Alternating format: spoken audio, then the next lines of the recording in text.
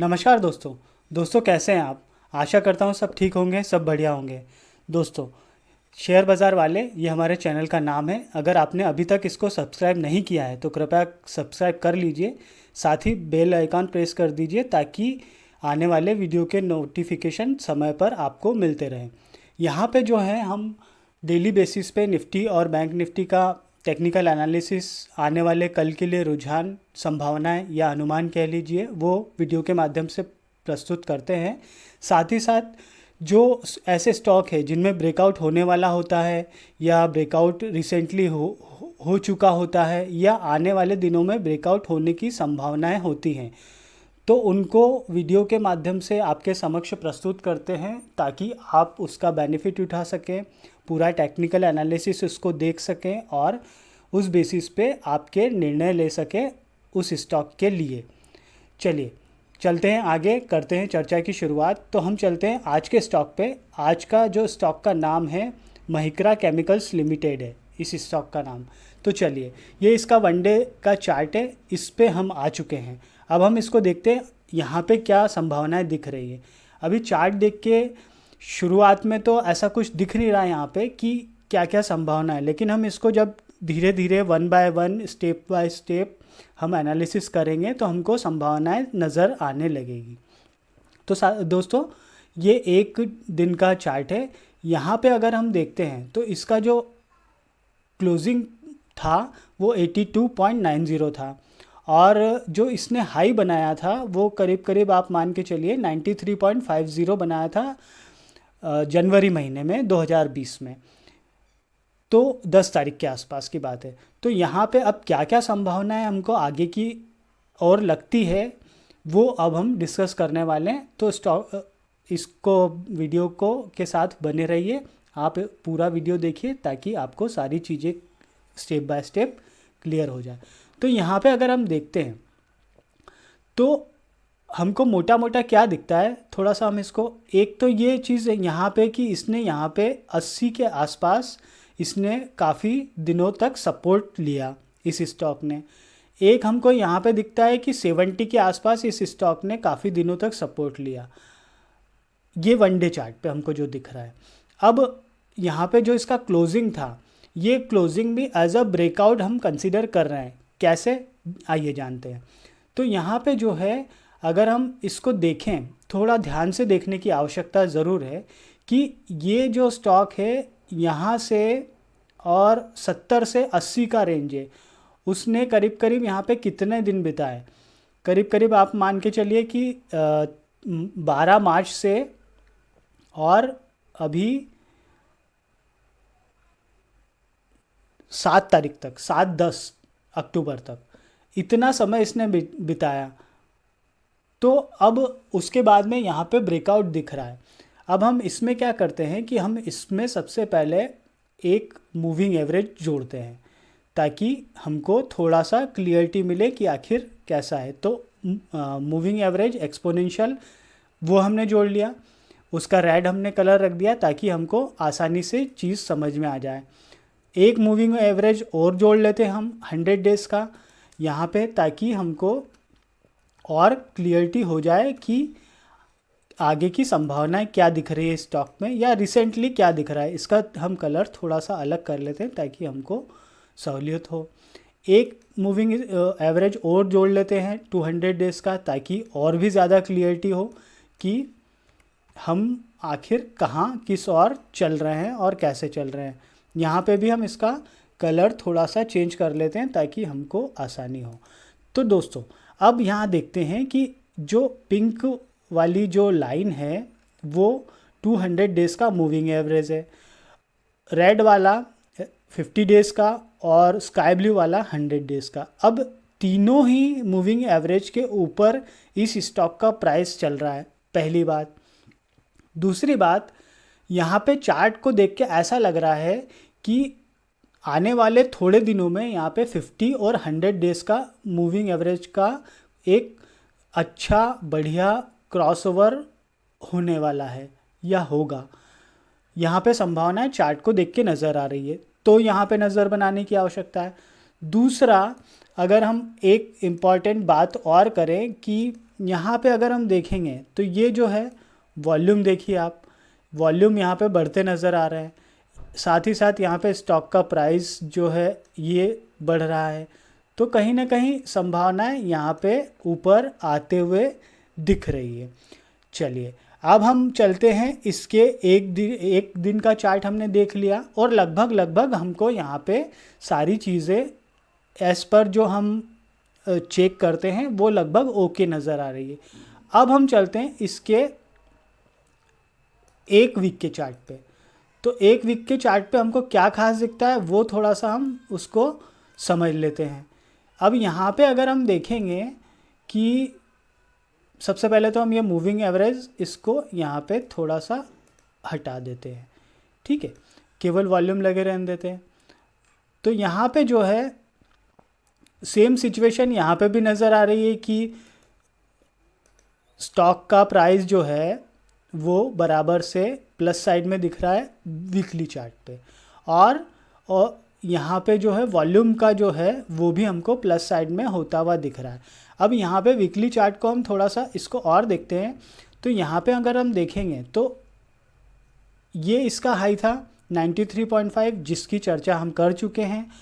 82.90 इसका क्लोजिंग था अभी का, उसकी भी चर्चा हम कर चुके हैं। अब यहाँ पे भी हमको as it is same situation नज़र आ रही है जो लगभग हमको डेली चार्ट पे नज़र आ रही थी, लेकिन वीकली चार्ट देखना इसलिए ज़रूरी है ताकि हमारी क्लियरिटी हो जाए और हम जिस टेक्निकल एनालिसिस की तरफ आगे बढ़ रहे हैं, जो जो चीज़ें हम चेक कर रहे हैं वो हमारी संतुष्टि हो जाए, उस पर हम ओके हो जाए। तो यहाँ पे भी लगभग लगभग सिचुएशन सेम नज़र आ रही है। अब हम इसमें चर्चा करेंगे, वीकली चार्ट की चर्चा हो गई, हमने डेली चार्ट की चर्चा कर ली, अब हम चर्चा करेंगे मंथली चार्ट की।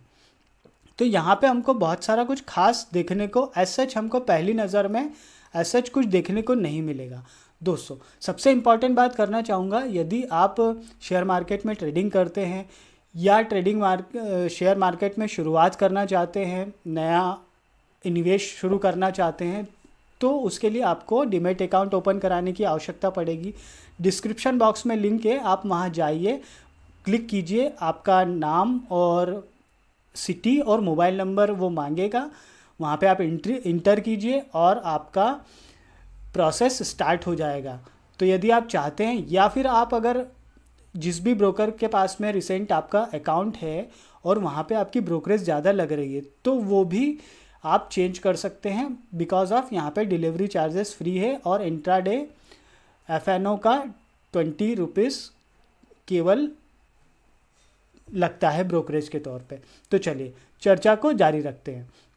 अब यहाँ पे हम देखते हैं कि इस चार्ट, ये मंथली चार्ट है, यहाँ पे हमको एज सच देख के ऐसा कुछ लग नहीं रहा, लेकिन हम यहाँ पे थोड़ा सा संभावनाओं को और बढ़ाते हैं, थोड़ा सा इसको हम देखते हैं आगे की ओर।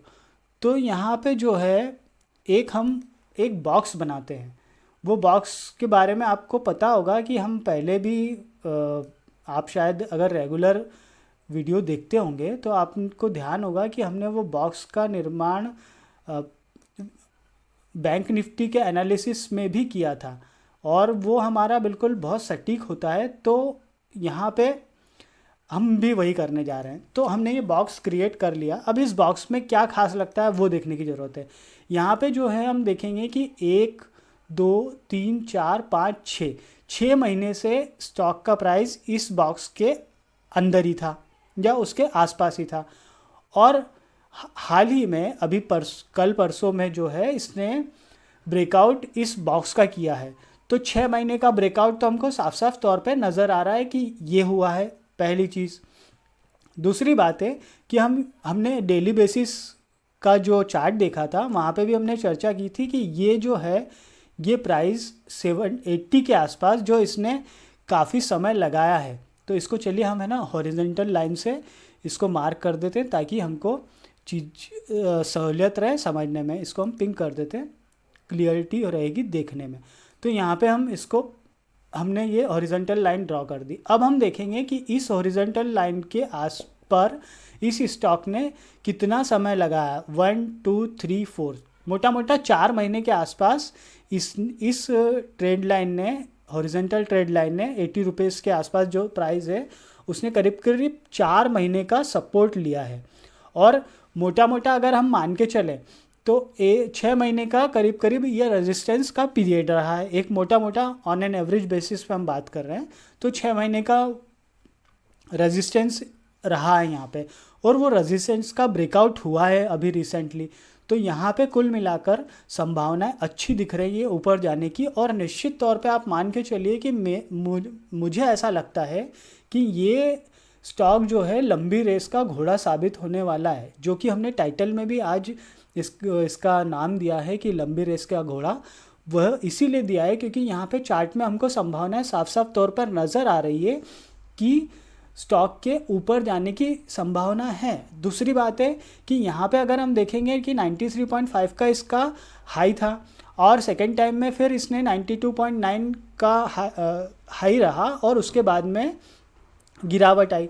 ये रेड कैंडल जो देख रहे हैं ये गिरावट तो उस समय की है जब सारे स्टॉक गिरे थे और इसमें भी स्वाभाविक तौर पे गिरावट आनी थी जो इसमें हुई है। लेकिन अब जो है यहाँ पे संभावनाएं नज़र आ रही है अच्छी खासी अपसाइड जाने की। तो अगर ऐसा लगता है आपको कि इस चार्ट को देखना चाहिए, आप इसको स्वयं चेक कीजिए। आप अगर इसमें निवेश करना चाहते हैं या स्टार्टिंग करना चाहते हैं तो कम से कम आप अपने फाइनेंशियल एडवाइज़र की सलाह लें, उसके बेसिस पे आप इस पे एंट्री कर सकते हैं। क्योंकि एंट्री करने का मुझे लगता है सही समय अभी है, मतलब अब आने वाले दिनों में 1-2 दिन में वो सही समय, बिकॉज ऑफ अच्छा खासा इसमें ब्रेकआउट दिख रहा है और ऊपर जाने की संभावनाएं इस पे साफ तौर पर नज़र आ रही है। चलिए अब हम चर्चा को और आगे बढ़ाते हैं। तो इसमें हम इसके जो है टेक्निकल एस्पेक्ट चेक कर लेते हैं। महिंद्रा केमिकल्स लिमिटेड इस स्टॉक का नाम है, फिर बता देता हूँ। ये स्टॉक जो है BSE पे अवेलेबल नहीं है, केवल NSE पे अवेलेबल है। मतलब ये मान के चलिए ज़्यादा इसको समय नहीं हुआ है, 2-3 साल का लगभग समय हुआ है इसको। तो ये NSE की ये वेबसाइट है मनी कंट्रोल की, यहाँ पे आप इसको देख सकते हैं। अब हम चलते हैं टेक्निकल एस्पेक्ट की तरफ, जो हम हर बार हर स्टॉक के लिए चेक करते हैं ताकि वहाँ पे हमको संभावनाएं दिख जाए कि क्या क्या संभावनाएं नज़र आ रही है। तो यहाँ पे टेक्निकल जो रेटिंग बता रहा है वो बता रहा है वेरी बुलिश की, अच्छी बात है, बढ़िया है। मूविंग एवरेज जो है बुलिश बता रहा है, टेक्निकल इंडिकेटर बुलिश बता रहा है, और मूविंग एवरेज के जो क्रॉसओवर है वो नेचुरल बता रहा है, मतलब ठीक ठीक है। अब थोड़ा सा हम इसको और डीपली देख लेते हैं। तो मूविंग एवरेज के जो 5 दिन का, 10 दिन का, 20 दिन का, 50 दिन का, 100 दिन का, 200 दिन का जो सिंपल मूविंग एवरेज है। अच्छा, यहाँ पे जो है सिंपल मूविंग एवरेज की बात हो रही। जब हम चार्ट को देख रहे थे, चार्ट पे संभावनाओं का टेक्निकल एनालिसिस कर रहे थे, तो हमने वहाँ पे सिंपल मूविंग एवरेज की बात नहीं की, वहाँ पे हमने बात करी थी एक्सपोनेंशियल मूविंग एवरेज की। तो यहाँ पे कुल मिला के सारे मूविंग एवरेजेस हैं जो पॉजिटिव बता रहे हैं, बुलिश बता रहे हैं। अब यहाँ पे हम टेक्निकल इंडिकेटर्स को भी एक बार चेक कर लेते हैं। तो यहाँ पे RSI है वो बुलिश बता रहा है, MACD बुलिश बता रहा है, ROC बुलिश बता रहा है, CCI बुलिश बता रहा है, MFI जो है बुलिश बता रहा है। और जो है यहाँ पे अगर हम RSC चेक करते हैं 6 मंथ का, जो अंडर परफॉर्म बता रहा है, बताएगा बिकॉज ऑफ क्योंकि इतनी गिरावट हुई थी तो वो ये चीज़ बताएगा। लेकिन चार्ट पे हमको संभावनाएं साफ तौर पर नज़र आ रही हैं। अब हम यहाँ पे बात करते हैं मूविंग एवरेज के जो क्रॉसओवर है उसकी। तो यहाँ पे अगर हम देखते हैं तो 5 और 20 डेज का DMA क्रॉसओवर बुलिश बता रहा है, मीडियम टर्म में 20-50 DMA क्रॉसओवर बैरिश बता रहा है, और लॉन्ग टर्म में 50-200 DMA क्रॉसओवर बैरिश बता रहा है। ये यहाँ पे बैरिश इसलिए बता रहा है क्योंकि इतनी गिरावट हुई, और अभी जो है हमने चार्ट पे जो चेक किया है तो ब्रेकआउट अभी रिसेंट हुआ ही है। तो यहाँ पे बिल्कुल हमको नज़र बना के रखनी चाहिए, इसको वॉच लिस्ट में हमको ऐड करके रखना चाहिए। चाहें तो हम यहाँ पे स्टार्टिंग कर भी सकते हैं, आप अपने फाइनेंशियल एडवाइज़र की सलाह ले लीजिए, और अगर वो कहें या जैसा वो कहें उसके हिसाब से आप काम करिए। अच्छा, यहाँ पे एक चीज़ और देखने वाली है, ये कंपनी की वेबसाइट है mycra.com। आप इसको भी एक बार चेक कर लीजिएगा ताकि और सारी संभावनाएं आपको नज़र आए। तो ये mycra केमिकल्स लिमिटेड, ये इसकी वेबसाइट है। मोटा मोटा हम इस पे भी एक नज़र मार लेते हैं। ये करती क्या है, ये डाइस बनाती है। तो acid dice, direct dice, pigment powder and emulsion, specially chemical sorry synthetic food colours, ये बनाती है कंपनी। और इसका मार्केट जो रीच है वो भी एक बार हम देख लेना चाहिए। तुर्की, Egypt, Bangladesh, Pakistan, Indonesia, Mexico और इंडिया जो हमारे भारत में है। तो यहाँ पे कुल मिला के संभावना अच्छी है। निश्चित ही ये स्टॉक लंबी रेस का घोड़ा साबित होने वाला है। और दोस्तों, इसी तरह आपको ये वीडियो कैसा लगा कृपया ज़रूर बताइएगा। वीडियो को लाइक करें, वीडियो को शेयर करें। अगर आपने सब्सक्राइब नहीं किया है तो कृपया सब्सक्राइब कर लीजिए। एक बात और कहना चाहूँगा कि हमने काफ़ी सारे स्टॉक के एनालिसिस के वीडियो रखे हुए हैं इसी चैनल के माध्यम से आपके सामने, तो आप कृपया उसको भी चेक कर लीजिए। वहाँ पे भी संभावनाएं अच्छी हैं, कुछ में ब्रेकआउट हो चुके हैं, कुछ में रिसेंटली होने वाले हैं। तो वो सारा कुछ आप वहाँ पे चेक कर सकते हैं। तो दोस्तों, कैसा लगा आपको स्टॉक? इसी के साथ में इजाज़त दीजिए। अगले स्टॉक के साथ या अगले एनालिसिस के साथ फिर मिलेंगे नेक्स्ट वीडियो में। तब तक के लिए अपना ध्यान रखिए। थैंक यू, धन्यवाद, खुश रहिए।